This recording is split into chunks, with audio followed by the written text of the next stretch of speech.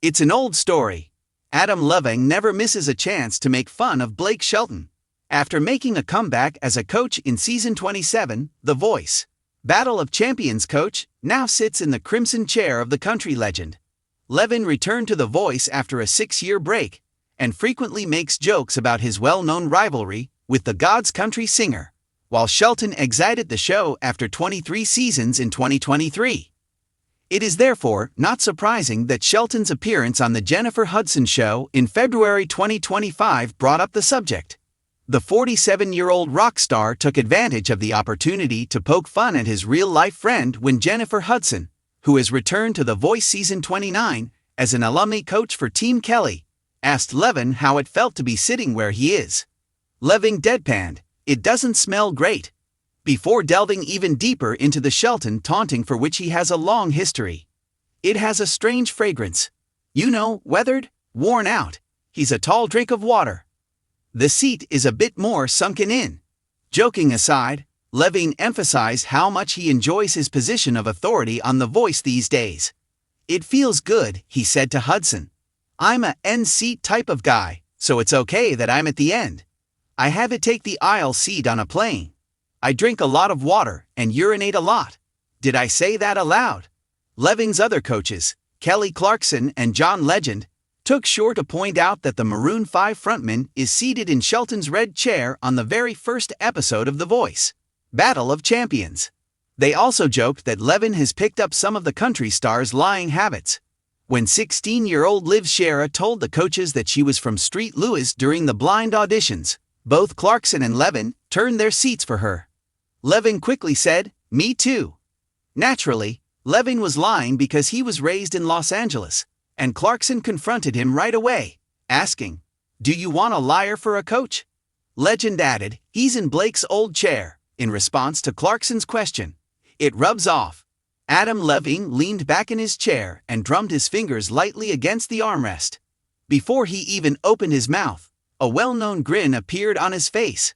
Long shadows were formed on the polished floor by The Voice's dramatic, warm stage lights. Blake Shelton had just completed one of his trademark spins in the coach's chair, which, despite the fact that everyone on set had witnessed it many times, he always treated like a great entrance.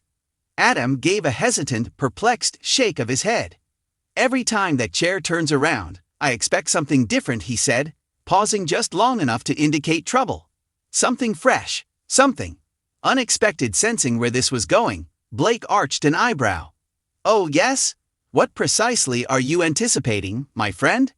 Adam's brows narrowed in fog seriousness as he leaned forward and rested his elbows on his knees. "To be honest, I keep waiting for a warning label to be attached to that chair. For example, warning: may contain excessive country drawl and questionable vocal opinions." Laughter broke out in the room, but Adam wasn't finished. Not even near. He went on, "Let's be real for a second," pointing to Blake with an open palm as if he were making a legal argument.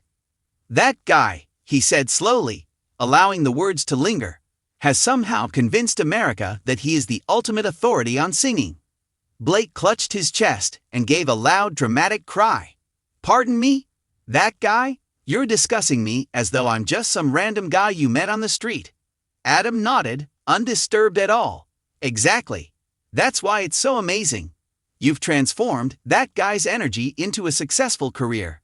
Once more, the audience erupted in laughter, intensifying the light-hearted tension between them.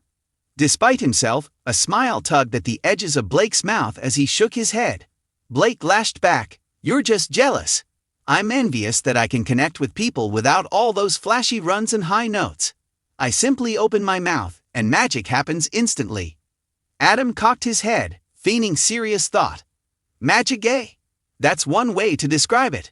My thoughts were more along the lines of audible comfort food. Like mashed potatoes, you know. Although it's not thrilling, people continue to visit it." Blake gestured to him. "You retract that. Mashed potatoes are quite acceptable." "That's exactly what I mean." Adam snapped back. "They're all right. They are trustworthy. But Blake, no one is penning poetry about mashed potatoes." Blake whispered, "Speak for yourself. I've heard some really sentimental country music about food." Adam started chuckling. You have, of course. You undoubtedly considered them to be masterpieces. Blake crossed his arms and reclined in his chair. Are you aware of your issue? Everything is overthought by you. Not everything needs to be difficult. A voice only needs to feel authentic at times.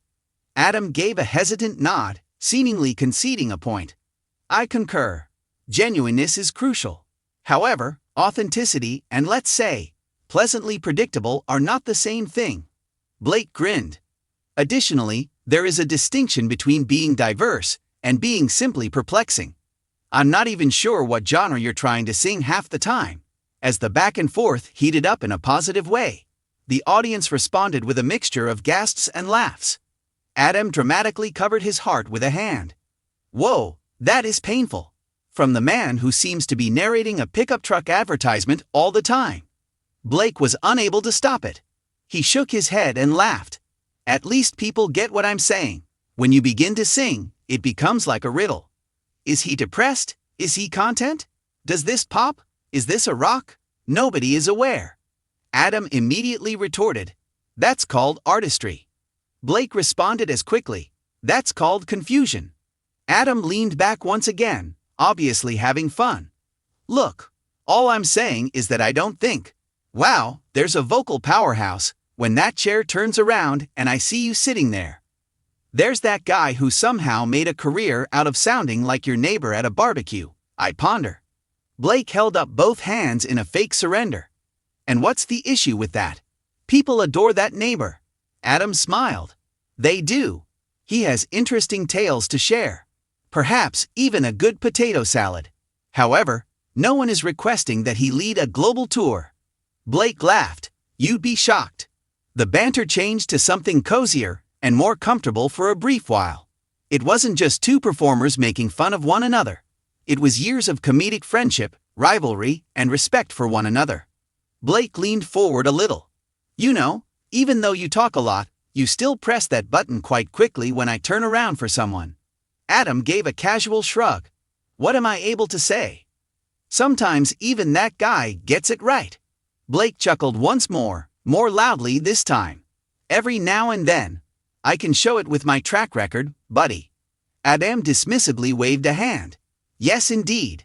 After a few successful seasons, you become the music industry's ruler.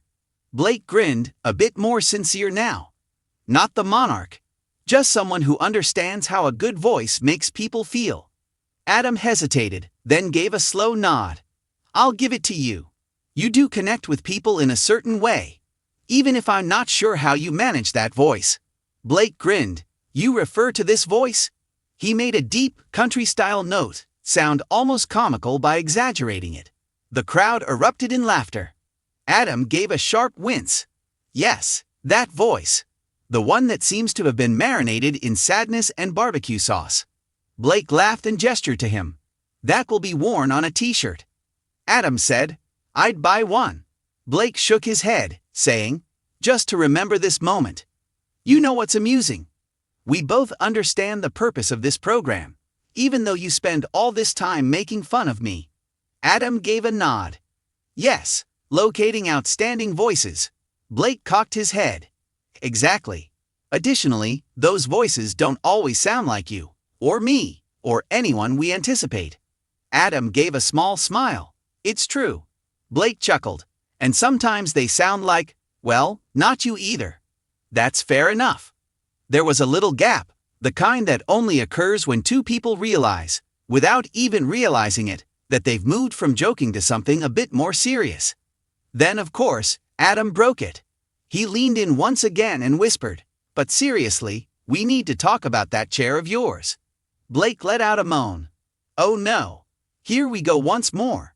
Adam gave a solid nod. I'm just suggesting that it should at least include a disclaimer if it's going to keep flipping around like that. Blake chuckled and said, warning, may result in excessive use of the phrase, y'all and spontaneous country metaphors. Hey, at least my speech doesn't require subtitles. Adam grinned. Subtitles are not necessary. For contemporary music, you need a translator. The audience was obviously loving every moment of the conversation as they laughed and clapped.